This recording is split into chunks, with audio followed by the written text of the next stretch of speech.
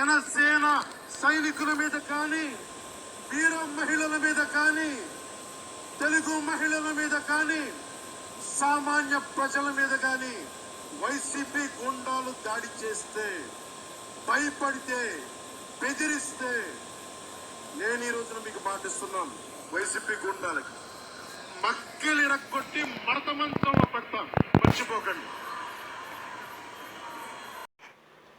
ఏమంటావు? జనసేన సైనికుల మీదకు కానీ, వీర మహిళల మీదకు కానీ, తెలుగు మహిళల మీదకు కానీ, సామాన్య ప్రజల మీదకు కానీ వైసీపీ గుండాలు దాడి చేస్తే మక్కెలిరగొట్టి మడత మంచంలో పెడతావా? ఇంతకీ ఈ డైలాగు చంద్రంబాబే రాశాడా, లేక ఆ కుర్చీ తాత దగ్గర కాపీ కొట్టావా?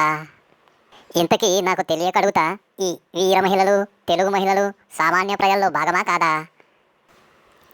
అది సర్లే కానీ, నువ్వు మక్కెలు ఇరగొడతావుగా తెరపైన, ఒక్కడికన్నా విరిగాయా మక్కెలు? నీ సిగదరగా 2-3 అడుగుల దూరం నుండి గాల్లోకి విసురుతారు పంచులు, డిషుం డిషుం అని. వాడేమో పిలేరు గంతులు వేస్తాడు, అదేదో నువ్వే కొట్టినట్టు. ఇవన్నీ మాకు తెలవదా ఏమిటి?